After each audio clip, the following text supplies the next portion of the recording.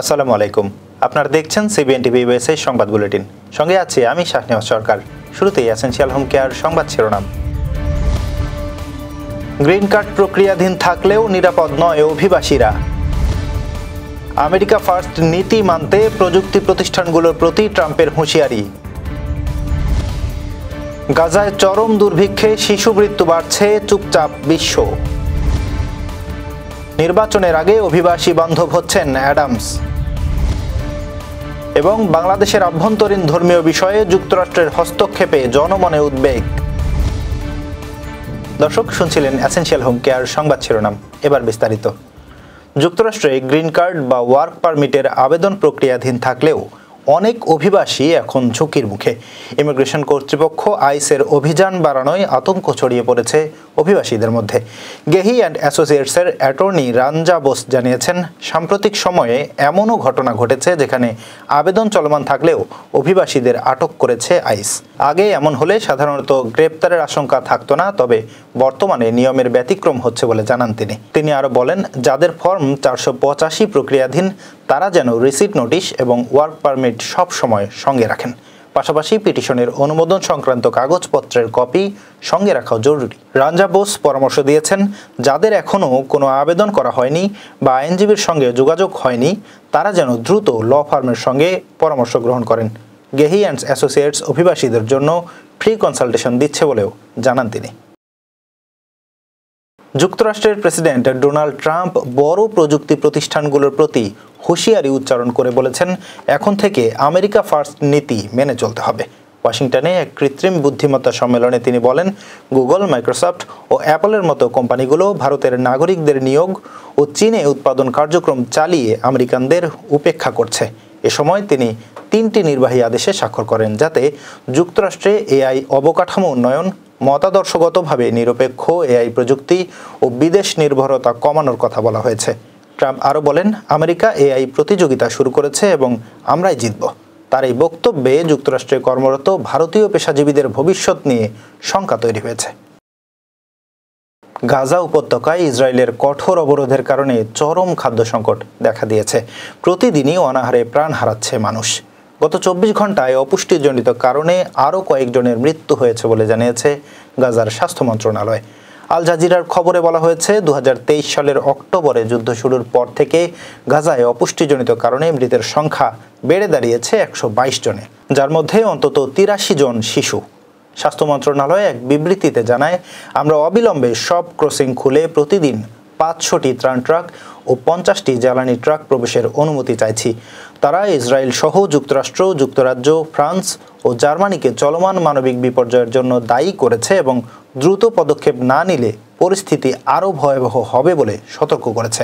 জাতিসংঘ বলছে, গাজায় বিশেষ করে শিশুরা মারাত্মক ঝুঁকিতে রয়েছে, তবে আন্তর্জাতিক সম্প্রদায়ের নিষ্ক্রিয়তা পরিস্থিতিকে আরও সংকটময় করে তুলছে। নিউ ইয়র্কের আসন্ন মেয়র নির্বাচন সামনে রেখে অভিবাসন ইস্যুতে অবস্থান বদলেছেন বর্তমান মেয়র এরিক অ্যাডামস। এতদিন মধ্যপন্থী থাকলেও এবার তিনি ফেডারেল অভিবাসন ব্যবস্থার কড়া সমালোচনা করছেন। লোয়ার ম্যানহাটনের একটি ফেডারেল অভিবাসন কেন্দ্র নিয়ে অ্যাডামস বলেন, সেখানে মানবিকতার চরম লঙ্ঘন ঘটেছে। অনেকের মতে এটি নির্বাচনী কৌশল।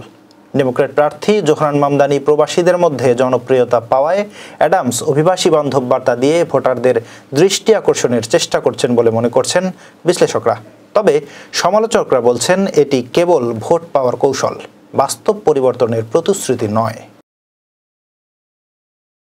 বাংলাদেশের ধর্মীয় স্বাধীনতা নিয়ে যুক্তরাষ্ট্রভিত্তিক একটি ফেডারেল সংস্থার প্রকাশিত রিপোর্ট ঘিরে জনমনে মিশ্র প্রতিক্রিয়া ও উদ্বেগ তৈরি হয়েছে।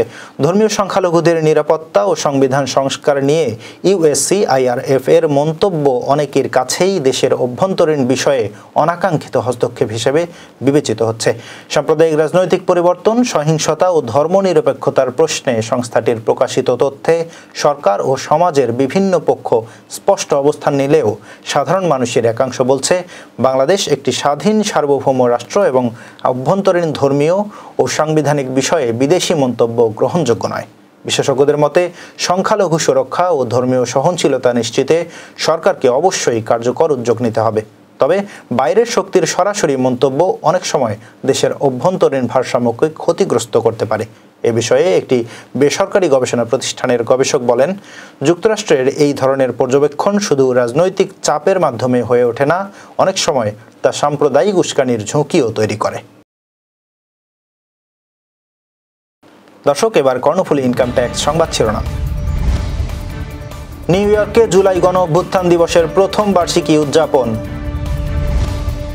আগে 1 লাখ টাকা ঘুষ নিলে এখন নিচ্ছে 5 লাখ, অভিযোগ মির্জা ফখরুলের। এবং মার্কিন চুক্তি উন্মুক্ত ও মামলা প্রত্যাহারের দাবিতে ছাত্র ইউনিয়নের বিক্ষোভ। দর্শক, আবারও স্বাগতম সিবিএন টিভি ইউএস এর সংবাদ বুলেটিনে। শুনছিলেন কর্ণফুলী ইনকাম ট্যাক্স সংবাদ শিরোনাম। এবার বিস্তারিত। নিউ ইয়র্কের বাংলাদেশ কনসুলেট ও জাতিসংঘে বাংলাদেশ স্থায়ী মিশনের উদ্যোগে 25 জুলাই গণ অভ্যুত্থান দিবসের প্রথম বার্ষিকী পালিত হয়। অনুষ্ঠানে বীর মুক্তিযোদ্ধা, প্রবাসী সমাজের নানা শ্রেণীর সদস্য উপস্থিত ছিলেন। প্রধান অতিথি ডক্টর আনিসুজ্জামান চৌধুরী শহীদদের স্মরণ করে মাইলস্টোন দুর্ঘটনায় নিহতদের প্রতি শোক প্রকাশ করেন। তিনি বাংলাদেশের দ্রুত উন্নয়ন ও প্রবাসীদের অবদানের প্রশংসা করেন। রাষ্ট্রদূত সালাউদ্দিন নোমান প্রবাসী ছাত্র জনতার ত্যাগ স্মরণ করেন এবং প্রবাসীদের সহযোগিতায় ধন্যবাদ জানান। কনসাল জেনারেল মোহাম্মদ মোজাম্মেল হক প্রবাসীদের ঐক্যের আহ্বান জানান। অনুষ্ঠানে একটি তথ্যচিত্র প্রদর্শন ও নীরবতা পালন করা হয়। ব্যবসায়ীদের কাছ থেকে আগে 1 লাখ টাকা ঘুষ নিলে এখন 5 লাখ নিচ্ছে বলে অভিযোগ করেছেন বিএনপির মহাসচিব মির্জা ফখরুল ইসলাম আলমগীর। তিনি বলেন, শুক্রবার একজন বড় ব্যবসায়ীর সঙ্গে কথা হলো। তিনি বলেছেন, আগে ঘুষ দিতাম 1 লাখ টাকা, এখন দিতে হচ্ছে 5 লাখ। আমি জানি না বিষয়টা কিভাবে দেখবেন আপনারা, কিন্তু এটাই সত্যি। শনিবার রাজধানীর সিরডাব মিলনায়তনে আয়োজিত এক অনুষ্ঠানে এসব কথা বলেন তিনি। মির্জা ফখরুল বলেন, এখনও পুলিশের কোনো পরিবর্তন হয়নি, বরং তারা আরও সুযোগ নিচ্ছে। কেউ তাদের কাছে সেবার জন্য গেলে তারা একবার বলে মন্ত্রণালয়ে যাও, আরেকবার বলে কোর্টে যাও। এভাবে পুলিশ তার দায়িত্ব এড়িয়ে যাওয়ার চেষ্টা করছে, কারণ তাদের তো সেই কনফিডেন্স নেই, দায়িত্ব নিয়ে কাজ করার মতো আস্থা নেই, কারণ বিগত সরকারের সব অপকর্মের সঙ্গে জড়িত ছিল তারা। ফলে বিষয়টি এত সহজ নয় যে রাতারাতি সবকিছু বদলে ফেলতে পারব। মার্কিন চুক্তি উন্মুক্ত ও মার্কিন সাম্রাজ্যবাদের বিরুদ্ধে ঢাকা বিশ্ববিদ্যালয়ের রাজু ভাস্কর্য প্রাঙ্গণে বিকাল 4টায় একটি বিক্ষোভ মিছিল ও সমাবেশের আয়োজন করে বাংলাদেশ ছাত্র ইউনিয়ন। সমাবেশে সংগঠনটি যুক্তরাষ্ট্রের সঙ্গে সরকারের সামরিক ও বেসামরিক সকল চুক্তি অবিলম্বে উন্মুক্ত করার দাবি জানায়। সেই সঙ্গে জাতীয় রাজস্ব বোর্ডের সচিব মুখিতুল হাসানের বিরুদ্ধে স্টেট সিক্রেটস অ্যাক্টে করা মামলা প্রত্যাহারের দাবি তোলেন।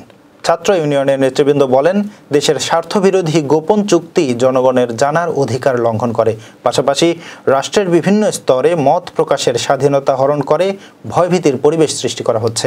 বিক্ষোভ শেষে একটি মিছিল রাজু ভাস্কর্য থেকে শুরু হয়ে ক্যাম্পাস প্রদক্ষিণ করে। মুখিতুল হাসান তিনি কোনো অপরাধী নন, তিনি আমাদের চেলসি ম্যানিং, তিনি আমাদের এডওয়ার্ড স্নোডেন। হুইসেল ব্লোয়িং কোনো অপরাধ না, হুইসেল ব্লোয়িং বাংলাদেশের জনগণের পক্ষে দাঁড়ানোর নমুনা। কাজে মুখিতুল হাসানের উপর যদি কোনো আক্রমণ নেমে আসে, বাংলাদেশের জনগণ চুপ করে বসে থাকবে না। তারা বলছে ইনফরমেশন প্রকাশিত না হলে ভালো হতো, তার মানে এই চুক্তি হচ্ছে। এইটা আমরা বুঝতে চাই যে বাংলাদেশ কবে থেকে আপনার এই ইন্টারিমের বাপে চালু হয়ে গেল, কবে থেকে এই লোকগুলোকে এত ক্ষমতা দেওয়া হলো যে তারা বাংলাদেশের জনগণের সাথে কোনো রকম আলোচনা ছাড়া চুক্তি করতে পারে। দর্শক, এই ছিল সিবিএন টিভি ইউএস এর সংবাদ বুলেটিনে। শেষ করছি। পরবর্তী বুলেটিন দেখার আমন্ত্রণ জানিয়ে এতক্ষণ সাথে থাকার জন্য ধন্যবাদ সবাইকে।